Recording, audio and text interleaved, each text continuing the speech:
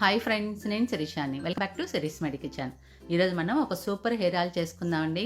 ఈ ఆయిల్ వలన చాలా లాభాలు ఉన్నాయి, చాలా తొందరగా చేసుకోవచ్చు. ఈరోజు నేను కరివేపాకుతో హెయిర్ ఆయిల్ ఎలా తయారు చేయాలో చూపించబోతున్నాను.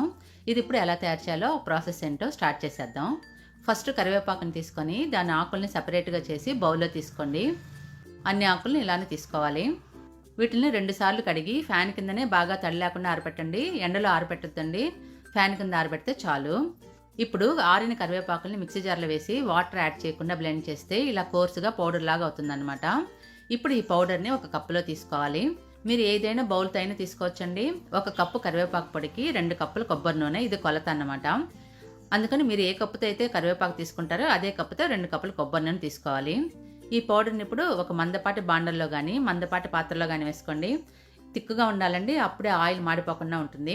కరివేపాకులో ఉండే పోషకాలన్నీ అలానే ఆయిల్లో ఉంటాయన్నమాట. ఇప్పుడు ఏ కప్పుతో అయితే కరివేపాకు పొడి తీసుకున్నానో అదే కప్పుతో ఆయిల్ని 2 కప్పులు వేస్తున్నాను. 1 టీ స్పూన్ మెంతులు తీసుకొని కొంచెం కచ్చాపచ్చాగా నలగొట్టండి. ఇలా కొంచెం క్రష్ చేసిన మెంతుల్ని ఆయిల్లో వేసుకోండి. ఇలా క్రష్ చేసి వేస్తే దానిలో ఉన్న గుణాలన్నీ ఆయిల్లోకి బాగా వస్తాయన్నమాట. మెంతులు మన జుట్టుకి బాగా షైనింగ్ ఇస్తాయి, స్ట్రెంగ్త్ని కూడా ఇస్తాయి. ఇప్పుడు ఈ బాండల్ని స్టవ్ మీద పెట్టి బాగా కలపండి. లో ఫ్లేమ్లోనే వేడి చేసుకోవాలి. స్టార్టింగ్ నుంచి ఆయిల్ అయ్యేంత వరకు ఫుల్గా సిమ్లోనే పెట్టి చేసుకోండి. ఇలా వేడి చేస్తే ఈ కరివేపాకులో ఉండే న్యూట్రియంట్స్ అన్నీ మెల్లగా ఆయిల్లో బాగా దిగుతాయి.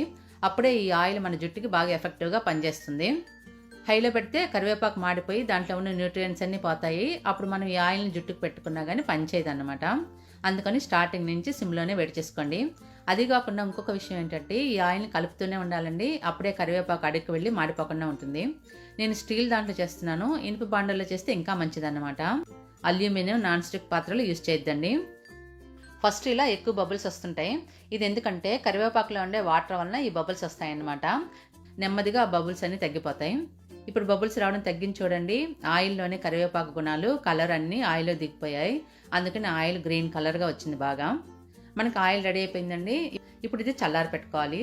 పక్కన స్టవ్ మీద పెట్టుకోండి. అదే స్టవ్ మీద పెడితే ఆ వేడికి ఇంకా మాడిపోతుంది. అందుకని పక్కన పెట్టేసుకోండి. ఇది ఇప్పుడు చల్లారి పెట్టుకోవాలి. పూర్తిగా చల్లారిన తర్వాత ఒక కాటన్ క్లాత్లో వడకట్టాలండి. ఒక బౌల్లో ఫిల్టర్ పెట్టుకొని ఒక కాటన్ క్లాత్ వేసి దానిలో ఈ ఆయిల్ పోసుకోండి. ఈ విధంగా స్క్వీజ్ చేసామనుకోండి ఆయిల్ అంతా బయటకు వచ్చేస్తుంది.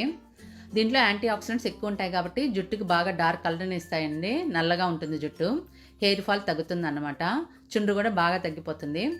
ఈ కరివేపాకు వచ్చేసి జుట్టుకి బాగా షైనింగ్ ఇస్తుంది. వారానికి 2 సార్లు ఈ ఆయిల్ని యూజ్ చేసుకోవాలండి. హెయిర్కి ఆయిల్ని అప్లై చేసుకొని 10 నిమిషాల పాటు మసాజ్ చేసి తర్వాత 1 గంట పాటు అలానే ఉంచుకొని తర్వాత మైల్డ్ షాంపూ అంటే కెమికల్ లేకుండా ఉండే హెర్బల్ షాంపూ ఏదైనా తీసుకొని దాంతో హెడ్ బాత్ చేసుకోండి. ఇలా ఫిల్టర్ చేసిన తర్వాత వచ్చే ఈ వేస్ట్ని పడేసేయండి.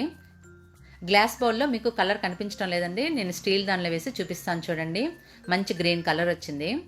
ఈ హెయిర్ ఆయిల్ని క్లీన్గా డ్రైగా ఉన్న గ్లాస్ బాటిల్లో పోసుకోండి. 2 నెలలు యూజ్ చేస్తే తర్వాత మీకు రిజల్ట్స్ తెలుస్తుంది. ఇది రూమ్ టెంపరేచర్లోనే 3 నెలలు ఉంటుందండి. ఫ్రిడ్జ్లో పెట్టుకుంటే ఇంకా ఎక్కువ రోజులు ఉంటుందన్నమాట.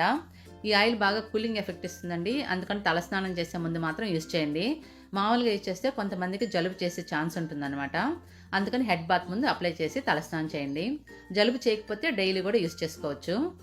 ఈ హెయిర్ ఆయిల్ ఎలా ఉందో మీరు తప్పకుండా కామెంట్ చేయండి. ఈ వీడియో నచ్చితే లైక్ చేసి మీ ఫ్రెండ్స్కి, రిలేటివ్స్కి షేర్ చేయండి. Thank you for watching.